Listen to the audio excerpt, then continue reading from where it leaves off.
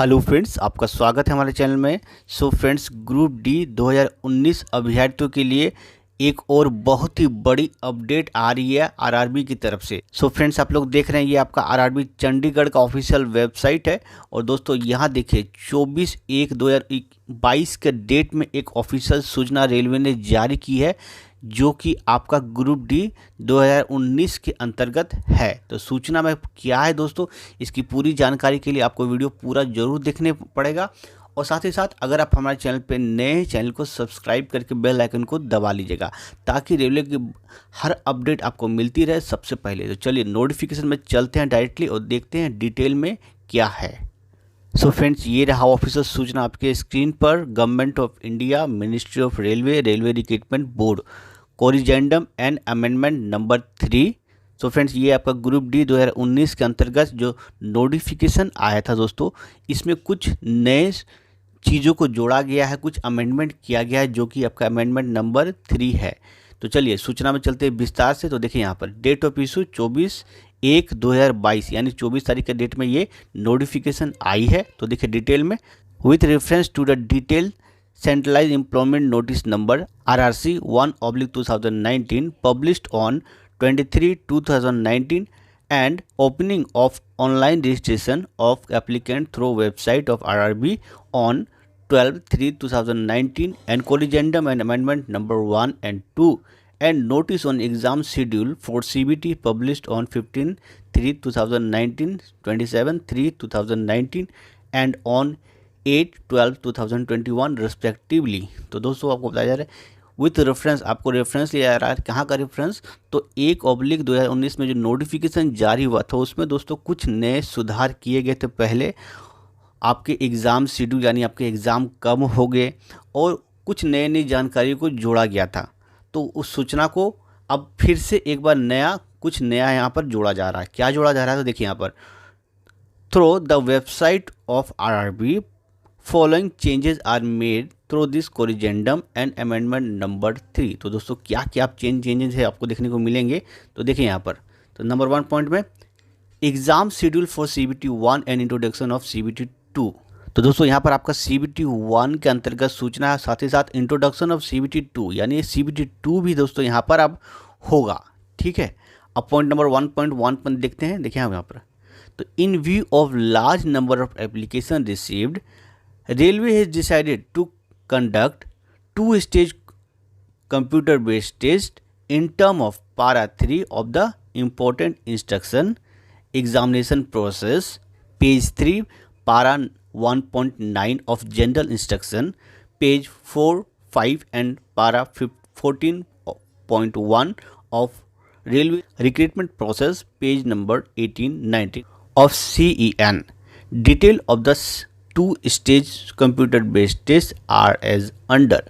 तो दोस्तों बताया जा रहा है कि यहाँ पर बहुत ही बड़ा चेंज आपको देखने को मिलेगा। फ्रेंड्स, रेलवे के द्वारा यही चीज़ बताया जा रहा है कि यहाँ बहुत सारे कैंडिडेट अप्लाई किए हैं। तो अब छटनी का जो प्रोसेस है, जो पहले आपका एक ही स्टेज का एग्जामिनेशन होता था, लेकिन अब यहाँ पर आपका 2 स्टेज का एग्जामिनेशन आपको फेस करना पड़ेगा। पहला आपका CBT 1 और उसके बाद आपका CBT 2। तो इसकी चर्चा ऑलरेडी नोटिफिकेशन में दी गई थी, आपको देखने की जरूरत है। वहाँ पर पॉइंट नंबर और आपका पारा नंबर क्या है तो यहाँ पर आप देख सकते हो। अब आते हैं नेक्स्ट पॉइंट में, पॉइंट नंबर ए में। देखिए यहाँ पर first stage of CBT 1 starting from 23/2/2022।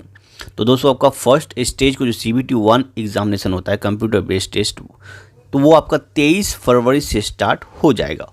Will be as per पारा 14.1 of the centralised notice number RRC 1/2019 in multiple phases. तो दोस्तों ये आपका एग्जामिनेशन स्टार्ट हो जाएगा मल्टीपल फेजेस में, यानी आपका first shift, second shift, third shift, इस तरह से आपका कंटिन्यूस एग्जामिनेशन स्टार्ट हो जाएगा। Subject to the prevailing condition and government guideline issued from time to time in view of handling of the COVID-19 pandemics। तो दोस्तों जैसे अब COVID-19 का जो महामारी चल रहा है, तो सारा कुछ मद्दे नज़र रखते हुए जो गवर्नमेंट के गाइडलाइंस को फॉलो करते हुए एग्जामिनेशन कंडक्ट होगा। The syllabus and distribution of question for CBT 1 will be remain same as mentioned under Para 14.1 of recruitment process of CEN। तो दोस्तों बताया रहा कि जो आपका सिलेबस है और उसके बाद आपका जो क्वेश्चन का पैटर्न है वो बिल्कुल सेम रहेगा, जो कि 14.1 में ऑलरेडी डिस्क्राइब्ड है ऑफिशियल सूचना में। अब चलते हैं दोस्तों पॉइंट नंबर वी में। तो देखिए यहाँ पर सेकेंड स्टेज CBT 2, तो CBT 2 का क्या पैटर्न होगा तो उसके और क्या आपका सिलेबस होगा तो उसकी पूरी जानकारी यहाँ दी गई है। तो देखिए पॉइंट नंबर 1 में syllabus 10th standard same as CBT 1, तो CBT 1 की तरह ही ये आपका 10वां का जो सिलेबस होता है, स्टैंडर्ड होता है, सेम उसी तरह इसको भी फॉलो किया जाएगा। तो यहाँ पर देखिए टोटल आपका 90 मिनट का टाइम मिलेगा आपको, जिसमें जनरल साइंस के 30 क्वेश्चन रहेंगे और उसके बाद मैथ्स के 30 क्वेश्चन रहेंगे, जनरल इंटेलिजेंस एंड रीजनिंग के 35 रहेंगे और general awareness and current affair के 25 रहेंगे। सिर्फ टोटल आपको 120 क्वेश्चन को फेस करना पड़ेगा 90 मिनट यानी 1.5 घंटा के समय में। ठीक है दोस्तों। और जो दिव्यांगजन जो कैटेगरी वाइज जिनको बेनिफिट मिलता है, जो अप्लाई किए हैं ऑलरेडी, जो एक्स्ट्रा समय के लिए अप्लाई कर चुके हैं, तो उनको एक्स्ट्रा समय भी यहाँ पर मिलता है 20 मिनट प्रति घंटा के हिसाब से। ठीक है, तो उनका कुल मिलाकर अगर बात करें तो उनका 2 घंटे का एग्जामिनेशन होगा और जो गैर दिव्यांगजन है उनका 90 मिनट का होगा। इस चीज़ को याद रखने की ज़रूरत है। अब आते हैं नेक्स्ट पॉइंट में। देखिए यहाँ पर अब दोस्तों कितना गुना यहाँ पर लेगा, तो देखिए यहाँ पर short listing of candidate for CBT 2, तो यहाँ देखिए 15 times of the notified vacancies. तो दोस्तों यहाँ बताया जा रहा है कि CBT 2 में टोटल CBT 1 से 15 गुना कैंडिडेट यहाँ पर लिए जाएंगे, जो कि आपका CBT 2 एग्जामिनेशन लिखेंगे। ठीक है, अब आते हैं नेक्स्ट पॉइंट पे। तो देखिए यहाँ पर calculation of normalisation marks, normalisation होगा तो उसका क्या फॉर्मूला है, तो देखिए यहाँ पर आप देख सकते हो। तो ये नॉर्मलाइजेशन का फॉर्मूला आता है। नॉर्मलाइजेशन क्यों होता है दोस्तों, तो वो आप इसलिए होता है क्योंकि आपके जो एग्जामिनेशन होते हैं डिफरेंट शिफ्ट्स में होते हैं। जाहिर है डिफरेंट शिफ्ट में एग्जामिनेशन हो रहे हैं, तो किसी को शिफ्ट में ईजी क्वेश्चन आया, किसी में टफ आ गया, तो सारा कुछ को मेंटेन करने के लिए, एक लेवल में लाने के लिए क्या है, नॉर्मलाइजेशन का फॉर्मूला यूज़ करके और नॉर्मलाइजेशन का मेथड को यूज़ किया जाता है। अब बताया जा रहा है कि यहाँ पर document verification and implement of the candidate. तो दोस्तों डॉक्यूमेंट वेरिफिकेशन के लिए आपको जो ऑफिशियल सूचना है उसको आपको देखना होगा, और यहाँ पर जो बताई जा रही है कि डॉक्यूमेंट वेरिफिकेशन के लिए टोटल 1.05 टाइम्स लोगों को बुलाया जाएगा। ठीक है, और उसके बाद वेरिफिकेशन सेल भी 5% beyond the number of notified vacancies. तो 5% जो आप 1.05 देख रहे हो, टोटल वैकेंसी जितनी है 1 लाख के आसपास जो वैकेंसी आपकी है नोटिफिकेशन में आप देख सकते हो डिटेल में, तो उसका 1.05 यानी 5% एक्स्ट्रा लोगों को बुलाया जाएगा। ठीक है, क्योंकि क्या होता है जो ओरिजिनल कैंडिडेट जाते हैं, किसी का डॉक्यूमेंट रेडी नहीं रहता है किसी का, तो वो लोगों को डिस्क्वालीफाइड कर दिया जाता है। तो यही 5% एक्स्ट्रा कैंडिडेट को वहाँ पर शिफ्ट किया जाता है, उन लोगों को नए DV के लिए बुलाया जाता है, तो इसलिए एक्स्ट्रा लोगों को बुलाया जा रहा है। तो इसका मतलब ये आप मत समझ लीजिएगा कि DV में बुला जाने का मतलब आपको नौकरी हो गई है। और यहाँ पर अमेंडमेंट किया गया है, based on the performance of the candidate in CBT 2 subject to their qualifying in PET, the number of candidate to be called for document verification DV shall in force be equal to the number of notified vacancy, that is 1:1। ठीक है दोस्तों, तो आपके performance जो CBT 2 में आपने जो performance किया उस आधार पे आपको डॉक्यूमेंट वेरिफिकेशन किया जाएगा, PET किया जाएगा। ठीक है, उसके बाद आपका जो ज्वाइनिंग लेटर आगे का प्रोसेस जो है मेडिकल एग्जामिनेशन होता है, तो सारे प्रोसेस को किया जाएगा। अब आते हैं नीचे पॉइंट नंबर 4 में, revised post parameter revise annexure ए।